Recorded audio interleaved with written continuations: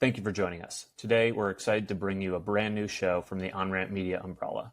Wake Up Call is a weekly show that will be streamed live on LinkedIn every Monday morning. To catch the premiere of each episode, follow Onramp's LinkedIn page and add Wake Up Call events to your calendar. After the live premiere on LinkedIn, we will distribute each episode across Onramp Media's podcast channels and YouTube page. Wake Up Call aims to educate financial professionals on the merits of the Bitcoin investment thesis, how this asset represents both a threat to legacy financial service businesses and an opportunity to differentiate oneself and retain and attract new clients.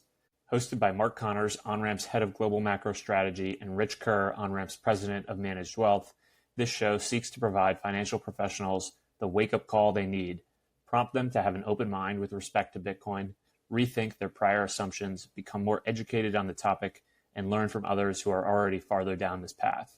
Mark and Rich bring a combined 60-plus years of experience across traditional markets and financial services, and will share their unique perspectives in how their peers and colleagues can approach the realm of Bitcoin. Wake Up Call will feature guests from various backgrounds and industries who will also share their own journeys to Bitcoin and how others can get up to speed. Now, time for the show. Well, good morning, everybody, and welcome to the Wake Up Call. I'm your host, Rich Kerr, who's the president of Onramp Managed Wealth, and joined today with my co-host, Mark Connors. So, Mark, good morning to you. I know that you just got back from Nashville. I'd love it if you could share some thoughts or impressions. Sure. Thanks, Rich. Yes. So this is my second Bitcoin conference. And for those not familiar, which is probably the majority of our audience in the advisor world, there's an annual conference, has been for years, in Miami, mostly the last several years. And in Nashville, from Thursday to Saturday, you had about 25,000 attendees. The difference about this year, Rich, was that you had more institutional people.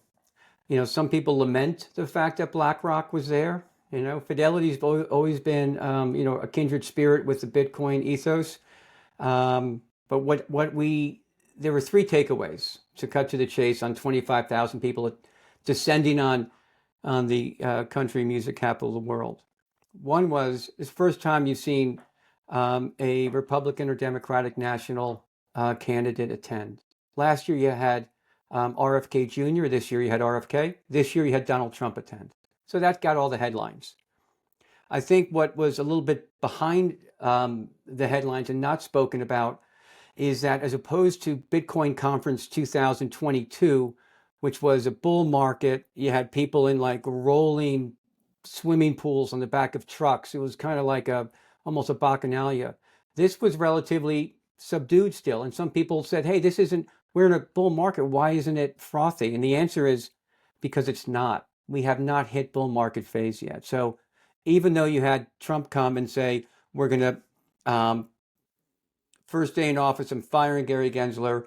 I'm going to take our 200,000 Bitcoin that's in the DOJ, put it in a strategic reserve, and other pro-Bitcoin and crypto comments as he made. He kind of conflated the two. Shows you that he's on board, but not as alert as other politicians like Lummis. So that's the main thing. A lot of people, but you had people at the legislative, Representative Lummis, who said that she's going to create a legislation that would make Bitcoin a strategic reserve, which is huge, maybe why we're flirting with 70,000 today. And yet we're still not in a bull market. That's the major takeaway. That's outstanding. Hey, Glenn, I'm curious, and I'll introduce our guest, Glenn Cameron, real quickly to you all. Glenn is joining us from the UK. So he is he's in a completely different time zone, but Glenn joins us. He is a senior investment consultant with Cartwright, and Cartwright is a prestigious pension management, pension administration, investment consultancy, actuarial services company that has been in existence since 1986, I believe, out in the UK, serving pensions in all sorts of different schemas. And so We're delighted to have Glenn here today. But Glenn, before we start diving into maybe your expertise and a little bit about the journey that you and your firm kind of went through in Bitcoin, uh, any impressions that you had? Did you get a chance to watch any of the live show over in Nashville, and how was that received? Yeah. Well, thanks both for having me, Mark, Rich. It's a pleasure to be with you. I did watch some of it. I didn't watch all of it. Some kind of evaluating things on a subset of probably what was on offer. I did listen to President Trump's address. I did listen to Cynthia Lamas's address. Um, Outside of those two, I listened to one that Dylan Leclerc was the moderator for, and you had the CEO of Semler Scientific. You had, I think, the CFO of MicroStrategy, and I think the CFO of MetaPlanet on a platform, and they were talking about Bitcoin on the balance sheet. And that's one I'd really recommend people go and watch, because I think, as well as the kind of nation state side of things, I think that that's going to be the next area that's really starting to kick off. And I think a lot of the details they described about what was going on in the boardroom to get them to the point where they're willing to put Bitcoin on the balance sheet, the way they're thinking about it strategically. There was a lot of useful information people may not be aware of. But I definitely think the corporate space, corporate adoption of Bitcoin is going to be a big area going forward. Yeah, I agree with you, Glenn. And in fact, you kind of tease one of our future guests who will be joining us. There's a gentleman named Joe Ianni who leads a firm called Acropolis, and their specialty in particular is around helping small businesses or corporations incorporate Bitcoin onto their balance sheet and designing strategies in order to do that effectively. And to me, I see that as well as one of the patterns developing with you know industry or institutions that are ultimately moving towards Bitcoin, and each of them have to approach it in the right way. And there's always a first mover and then a second mover, and then things start to unfold. And we're starting to see that right now with Saylor being a first mover in many respects and in a profound way, and continuing to be. And then there's other companies that you had just mentioned that kind of followed suit. And so it's really energizing to watch how these firms are coming forward, executing their strategies. But I would agree with you. Very, very good content there, and worthwhile for everybody to go back and find that and take a look. And we'll make a commitment to ensuring that we'll have a dialogue around what does that look like, and what role do investment professionals play in serving those markets and helping facilitate that to small businesses and corporations on the balance sheet. So thank you, Glenn. Appreciate it. Well, and speaking of, maybe we talk about a different subset of institutions that seem to really be moving, and that's in your wheelhouse area, Glenn. Pensions have, certainly in the United States, have caught a lot of attention when SWIB, made a commitment or an allocation towards Bitcoin, and that's a well-run large pension plan in the United States. But you're over there in the UK, and you're an investment consultant to a number of pension plans yourself, and you guys seem to be equally at the forefront on this space, and there's a lot of work to be the first mover, so to speak, like Cartwright has been. And So one, I applaud you and for the courage that I think that takes, but two, for the detailed work that you've made in order to design a way to enter into this space when others have not been able to do that. And so maybe I kick it to you to kind of talk a little bit about your journey in leading pension plans forward with Bitcoin allocations, and what were the key themes that you needed to kind of discover as you went through this process of designing your thesis, investment policies, and ways to enter into the digital asset space. I'd love to hear your thoughts. Yeah. So, I mean, so in the role I had prior to this, I gained a lot of experience in the space. And when I got offered this job, it was on the basis that I would kind of lead this area for Cartwright. I mean, so I don't think, well, at least in our client base, and they're going to be, needles in a haystack to find. I don't think there are pension schemes in the UK that are kind of demanding an allocation of Bitcoin. That's not, where we're at, right? It's essentially us driving the conversation. So we're approaching pension schemes and telling them that, we think a Bitcoin allocation could be right for them, right?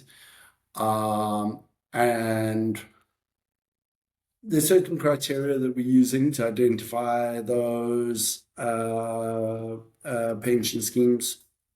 Probably the most important one is their investment horizon. So we deal mainly with defined benefit pension schemes, and the very large majority of them, more than 95% of them, are aiming to get to a point where they're well enough funded so that they can offload themselves to an insurance company, right? And the company and the scheme itself can offload all the investment risk, and now it's an insurance company's problem, right?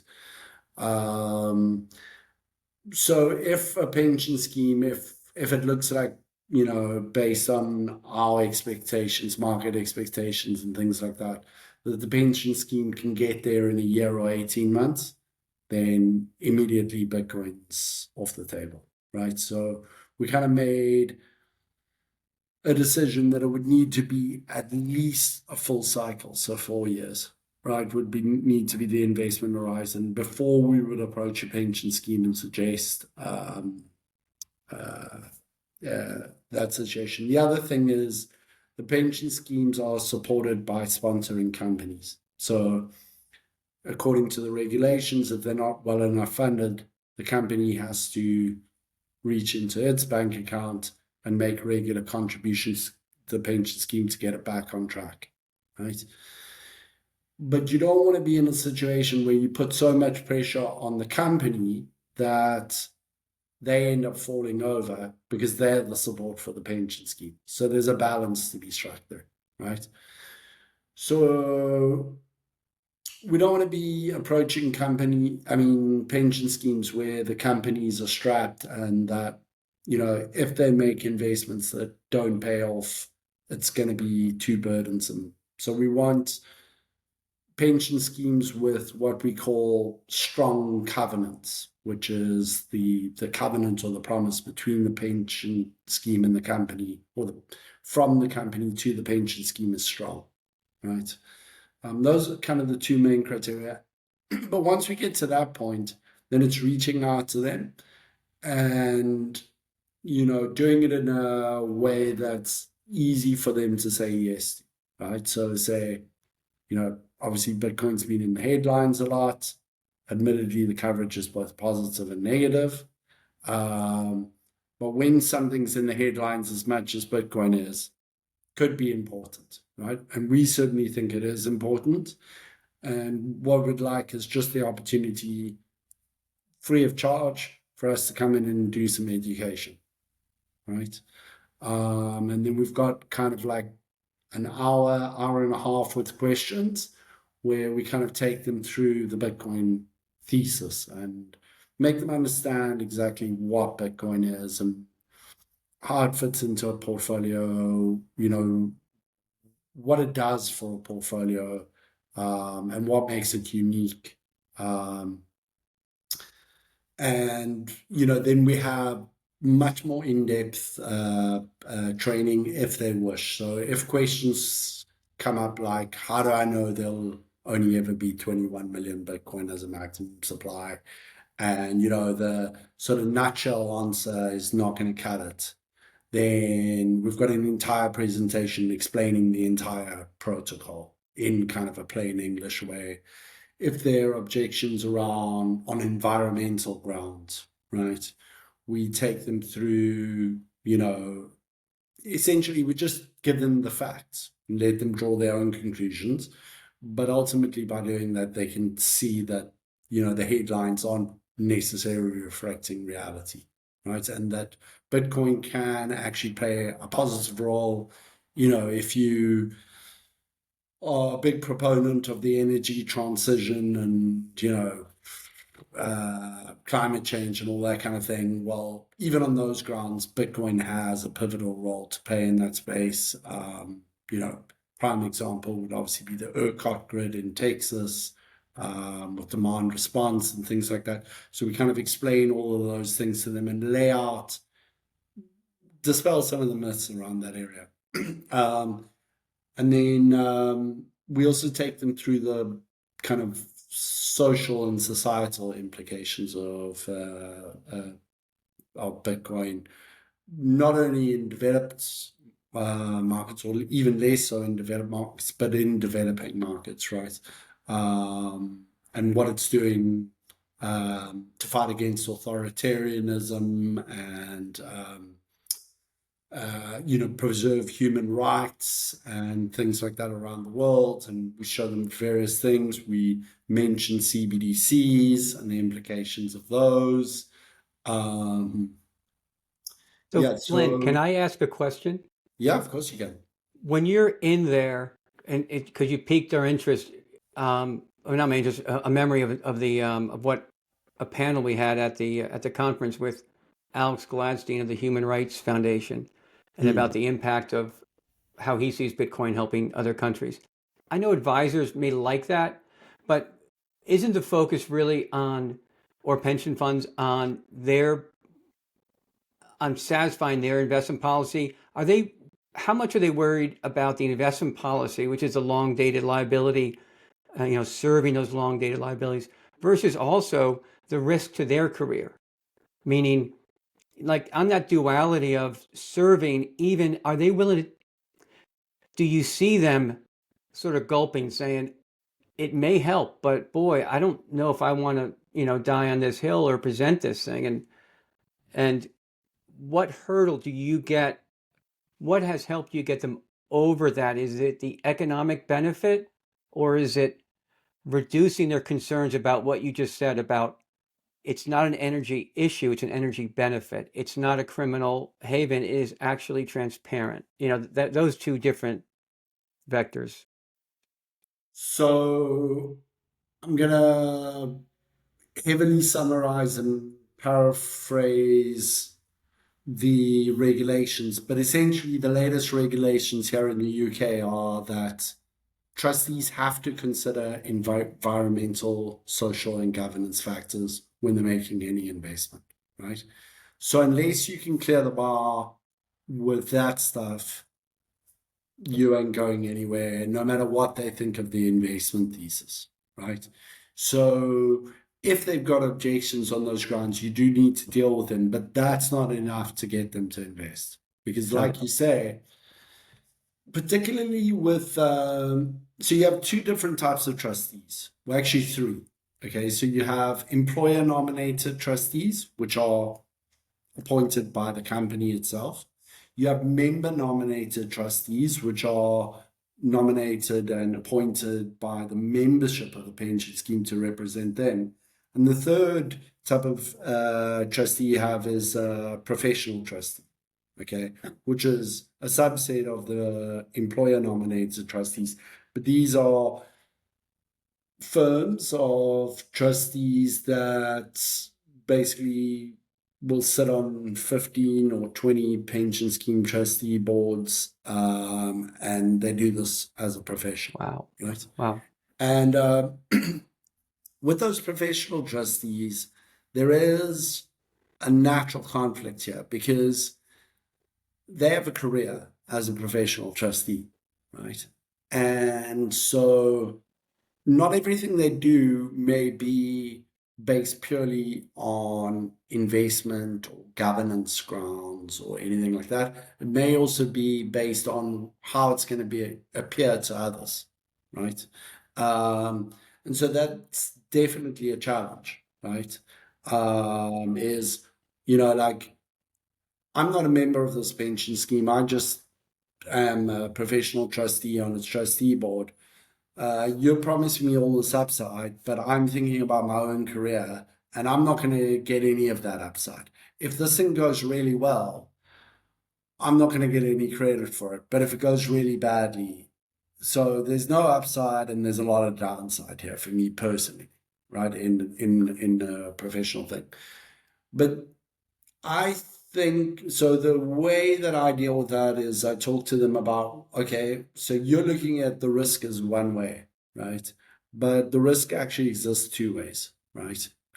Because we're at a point in history where equities are about or trading at a valuation on a CAPE ratio basis, which is about double its 100-year average, right? It's only been more richly valued once, which was in the dot-com bubble, at least US equities. The rest of the world is pretty cheap, but when you consider that's more than 60% of equity markets of the US, it's highly relevant. I think if you look at government balance sheets, it's pretty clear that financial repression is going to be the name of the game. So there's a lot of risk in equities. There's a lot of risk in fixed income markets. And, that's where most of the money lies in capital markets and what you're invested in.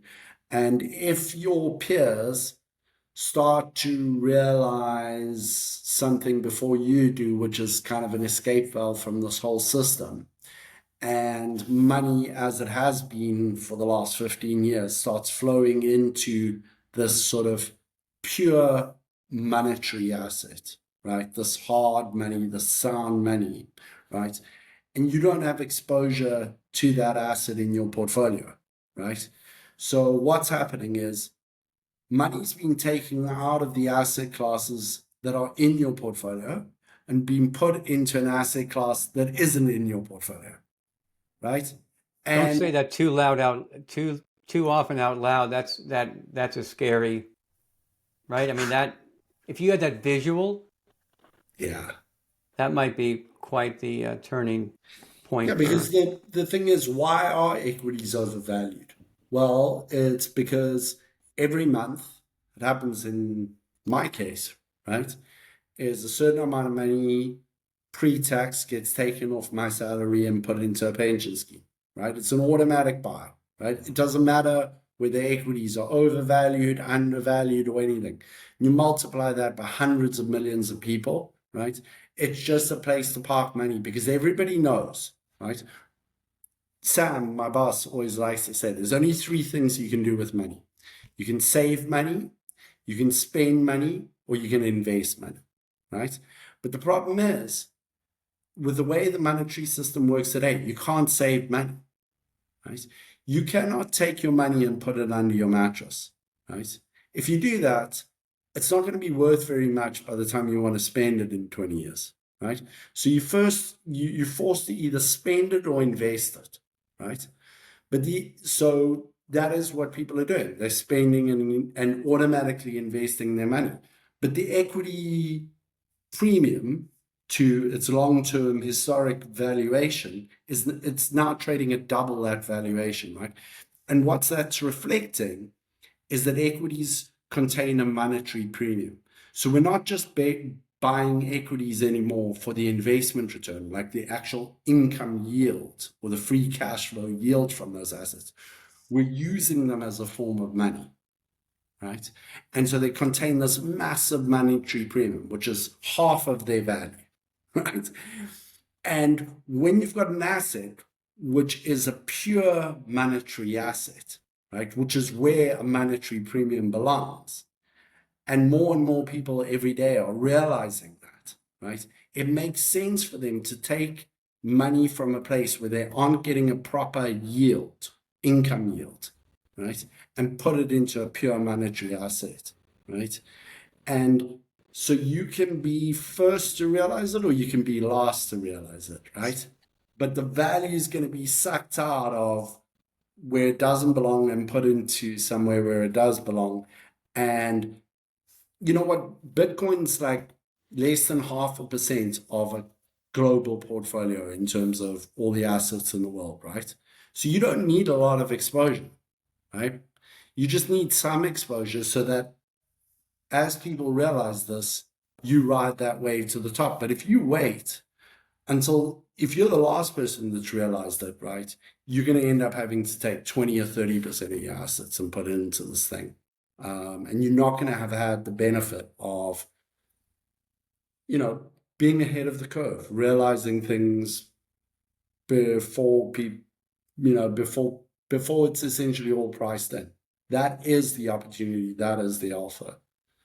But not easy to explain to people, that's for sure. Especially the media doesn't help. I'll tell you what, that's a great conversation, and I think we could continue to just pull on that thread. Thank you for those observations. I wonder if we can flip gears a little bit. You at Cartwright, you guys have you've done your work, and a tremendous amount of it, and everybody has to start somewhere, right? And just like Cartwright did, and so maybe share a little bit. You once told Mark and I a story about going to the Bloomberg. And kind of starting the journey, right, of how do we access this? You had an opinion, you had a thesis that you wanted to pull forward, but now you got to go into motion. You got to start stepping through a process, and it's usually a very defined one, as an investment consultant would put things through rigor. So maybe, walk us through what that looks like, our audience. Yeah, sure. So when I joined Cartwright 2.5 years ago, the idea was what I've already said is educate our client base, but in parallel, find a way to operationalize this. So if one of these clients turns around and goes, Glenn, you've convinced me, we need an allocation to Bitcoin in our portfolio. What am I going to do? Is it going to be on a Trezor held by the chairman of trustees? Where are we going to put this thing, right? And so that story that I was telling you about Bloomberg was going into Bloomberg and going into, the fund research kind of section of Bloomberg there and typing in the word Bitcoin and looking at what are the options around the world, right? And at the time that I did that, which was probably 18 months ago, there were more than 70 options, 70, right? So it's like, okay, how do I decide which of those 70 options is the way that I'm going to recommend to our clients that they should be accessing this asset, right? Both from all perspectives, right? From security to fees, in terms of in-kind subscription and redemptions, bankruptcy or counterparty risks, control of the asset, a whole bunch of criteria. Right? We came up, I think it was 12 criteria, and we basically got those 70 options, and then as new ones came to market, we added them to the long list, and we evaluated them across 12 criteria, right? And what I kind of found out was that it's pretty hard to get ideal, right? That there's a green tick next to every single one of our 12 criteria, right? I had plenty that had 7 or 8. I had maybe one that had 11 out of 12, but I didn't have one that was 12 out of 12, right? And so that meant I needed to keep looking, right? Because until we've made absolutely sure that we can't get things ideal, I didn't want to give up and compromise, right? Because if I've taken a board of trustees and on a journey to understand Bitcoin, and I've gotten them over the line to say, okay, we're interested in making an allocation, I need to make damn sure that the way that I show them to access the asset is the optimal way in all, across a range of different criteria. At Onramp, we believe that Bitcoin is the most important asset of the 21st century. The hard part is securing it right. There are shortcomings with keeping your coins on an exchange, but also with setting up your own self-custody arrangement. Onramp solves for these concerns. Our multi-institution custody solution maximizes security and minimizes counterparty risk, ensuring that your Bitcoin remains securely in your possession, and provides built-in inheritance planning to ensure your family is protected as well. Onramp provides peace of mind for your Bitcoin journey, whether for your whole stack or for part of it as a complement to your existing self-custody setup. For more information, check us out at onrampbitcoin.com. Glenn, when you say that, as you can tell, I'm like choking on my own words, access to the asset. Just for everyone here, I grew up in the world where the favorite 3 letters for anybody involved in markets was DTC in the US. Because then, there was safekeeping, it was liquid, it was, if your certificate got lost, just print another one, all good. So why is what you just said, I mean, I know why, but can you kind of go into how this is a bearer asset and this is critical, that part? And I guess the last question is that lost or appreciated by the folks you're talking to, not just by Bitcoin, but you need to do it the right way? Yeah. So what is a bearer asset? So a bearer asset is something that if you hold it, it belongs to you. So a bar of gold or a gold coin would be a good example, right? If it's in my possession, it means it belongs to me. But if I leave that gold coin lying around and Richard picks it up and takes it home with him, it's no longer mine, right? There's no register anywhere that's saying, this gold coin belongs to Glenn, so if Richard's got to give it back to Glenn, right? And it also means that if I give that gold coin to somebody, right, that's all that's required to transfer the asset, right? I just physically hand it to someone, right? And that's very different from an equity, a bond, because they're all held by custodians. It's in fact very difficult to actually get the physical share certificate for an equity ownership. You have to get kind of special permission. It's a whole kind of process to be able to actually custody your own shares, right? Normally when you access them, there's a custodian holding, and you mentioned the DTCC, and it's a common myth that, if the DTCC has got it, it's fine. But if you actually look at the notional exposure of the assets that the DTCC is custodying versus the actual collateral backing it, right? And you take into account the collateral buffers that the DTCC has, right?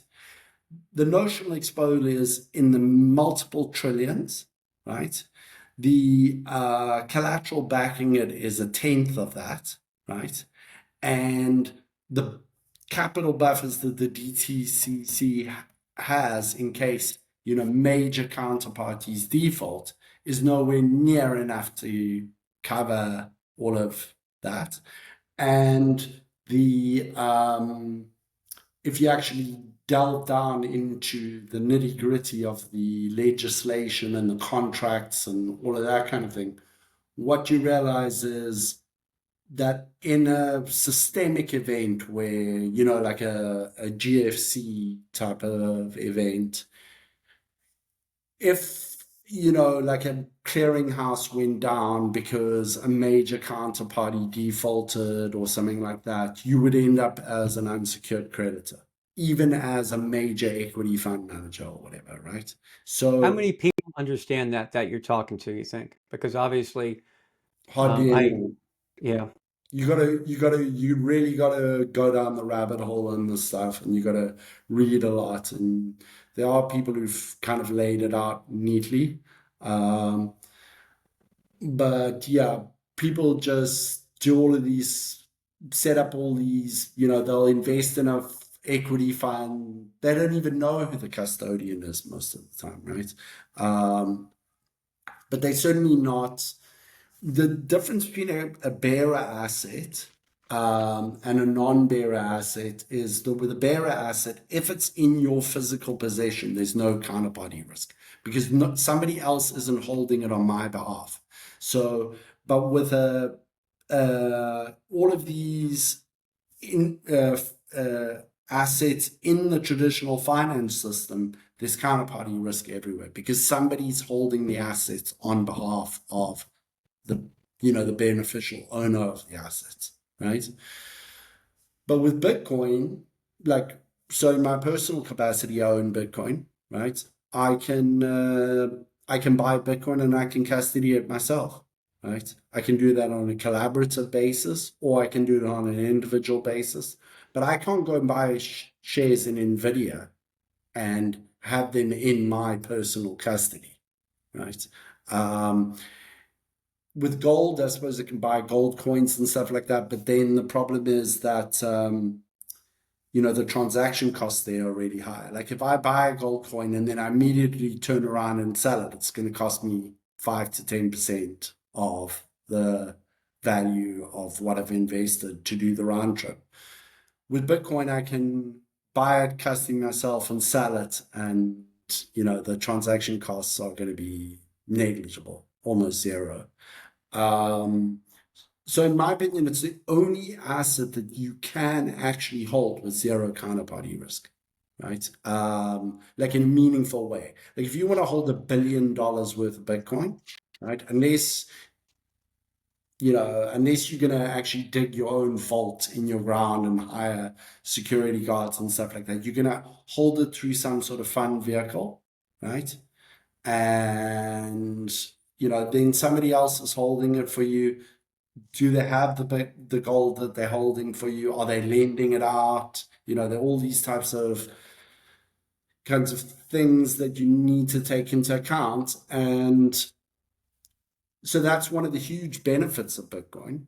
But if you then are lazy, right, and you just go, oh, I'll just invest in Bitcoin in the first way that I come across, right?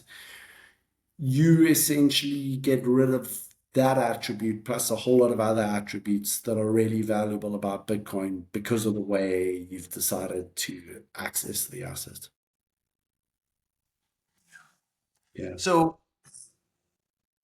kind of going back to the ways to access, right? And I think I've been on the record multiple times. Like I'm glad the ETFs are here because it raises the consciousness in the public and it creates access points. And secondarily, the one thing that I also know in my heart of hearts around Bitcoin is once people understand the unique nature of it, and and that might be that they are resonating on the price go up, number go up type of dynamic.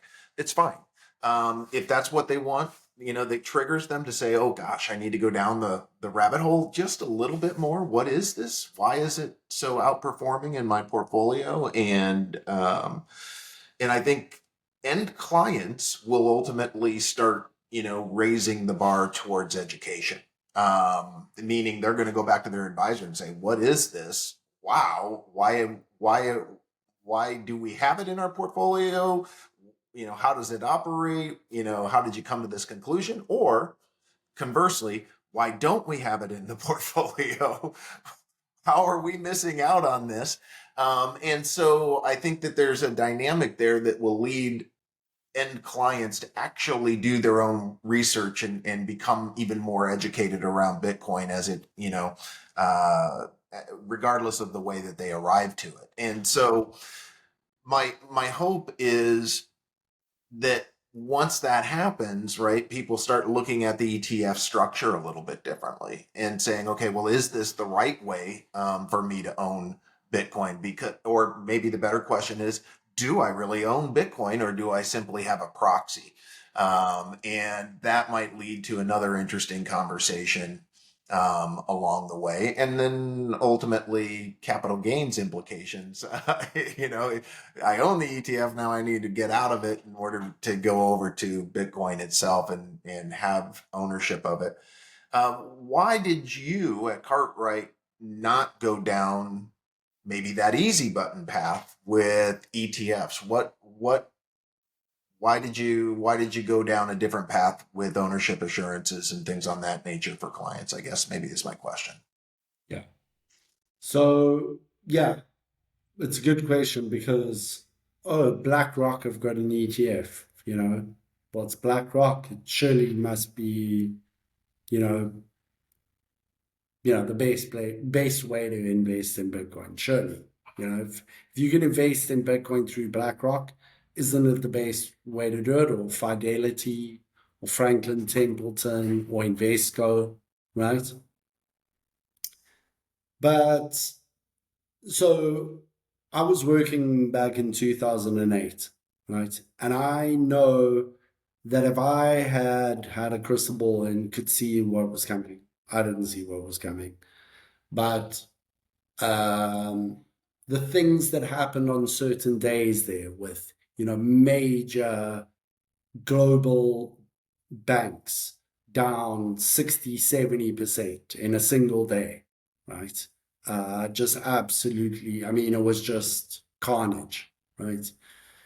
And institutions the size of Lehman's, AIG, here in the UK, Northern Trust, right? Governments having to print billions and billions, hundreds of billions of dollars to try and keep the system afloat, right? So what is going to be happening if that ever happens again? What does the world look like, right? And in that world, it's all about counterparty risk. Who owes me what, right? And can they pay, right? So the first thing I want to know is, if the people holding the Bitcoin go bankrupt, what happens to my Bitcoin, right? And so that's what I immediately do when I looked at all 78 of the funds we ultimately looked at, including the ETFs. The first thing I do is I go to the risk disclosures in the filings, right? And I look at bankruptcy. What happens, right? And it's very interesting when you do it, right? Because all of a sudden you realize that, for example, in the case of the iShares Bitcoin Trust, right, that actually what you're exposed to is the custodian, not BlackRock, right? So who's the custodian? Coinbase. Okay. So what is Coinbase's credit rating? Is it an investment? Do they have an investment grade credit rating? No. Would I invest in the Coinbase bonds? No. So am I just kidding myself that I've got my Bitcoin allocation through BlackRock? But that's not what's going to count in that world if it ever happens again, where everything's going through the floor and everybody owes each other money and there's not enough to go around, and it's like a game of musical chairs and who's going to end up with, And what's important to realize about these filings, I'll show you on the screen now, is that they don't put stuff in there that they don't need to put in there. They are kind of covering their backsides because they know the risks. Their legal and compliance people have told them what the risks are, and they've said you have to have this in the ETF filing, right? So I'll show you if I share my screen here, right? Let me just, okay, so let's do this. Is it working? Okay, let's see. Alrighty. So this is the iShares Bitcoin Trust filing, the Security Exchange Commission. So what I'll do is I'll just search for the word bankruptcy. The first couple of references, and I'll blow this up when we get to the relevant part, but these first references are just FTX and various crypto scams blowing up. But if you kind of keep going through it, you eventually get to the part that really kind of counts. Let's have a look. I think it was one up. Okay. So let's blow this up a little, because I think this is interesting for people to actually see in black and white. Okay, so let's read here. Moreover, in the event of an insolvency or bankruptcy of the prime broker or the Bitcoin custodian, so in this case, that's Coinbase, in the future, given that the contractual protections and legal rights of customers with respect to digital assets, in other words, Bitcoin, held on their behalf by third parties, counterparty risk, are relatively untested in a bankruptcy of an entity such as the Bitcoin custodian or prime broker in the virtual currency, there's a risk the customer's assets, including the trust's assets, so this is the iShares Bitcoin Trust, may be considered the property of the bankruptcy estate of the prime broker or the Bitcoin custodian, and customers, including the trust, may be at risk of being treated as general unsecured creditors of such entities and subject to the risk of total loss. Okay, so the language couldn't be that much clearer, right? So what if there's a way of holding Bitcoin where you get rid of that risk? Because what I say will be worse, way worse, for Cartwright, for professional trustees, for anybody who decides to invest in Bitcoin. It's not what everybody's afraid about. What everybody's delusional but afraid about is that they're going to invest in this thing and it's going to become apparent that it's all an illusion and Bitcoin's going to go to zero. Okay? That's what people are afraid about. But what they should really be afraid about is you invest in this thing and we're right and it goes up 20x, 50x, right? And it's now, worth a hell of a lot, and Coinbase goes bankrupt and your Bitcoin ends up in their bankruptcy estate and you're an unsecured creditor. All the secured creditors get paid out and there's nothing left, right? That's a way worse outcome, and one that's preventable if you know how to hold the Bitcoin properly, such that it doesn't matter who goes bankrupt, you ain't losing your Bitcoin. Glenn, your point about it doesn't matter if who goes bankrupt, you're not getting your Bitcoin in that event. back to when you said Lehman's and at that time in '08, Rich, you were there at Schwab watching it happen. You guys, as in, a non-levered entity, were, and for other reasons, due to, your diligence as a firm, weren't impacted like the other firms. But the Fed decided Bear Stearns were saving, Lehman were not. More recently, the Swiss government said, we're going to let Credit Suisse go, and we're going to save certain parts of the capital structure. They decided which investor bases. So to your point about the DTCC, being levered, everyone's like, come on, is it really going to happen? And the point is, DTCC doesn't have to necessarily go under. There could be an event where all of a sudden an entity funded by the government, just like it was in March of 23, decides who and how assets are allocated. And the main fallout is more money printing, which means whatever you have as an investment will lose buying power. We just crossed 35 trillion in debt this morning, right before the call started. We're growing debt at 10% a year or more. Is your portfolio growing 10% a year? So those are the dynamics. I think sometimes people push back and it's like, you guys are all doom and gloomers. Like, no, the Fed is not going to let things default. They're simply going to print more money and decide which assets or liabilities they save, which they let go. And it's going to be Bob's your uncle. That's for the UK crowd. They're Glenn for you. And I know it's not home base for you, so I'm going to be a little careful. I know being over there in Scotland. And so it will be just a stealthy decline. So that's more like you're talking about the right way to buy it, which is why you're here.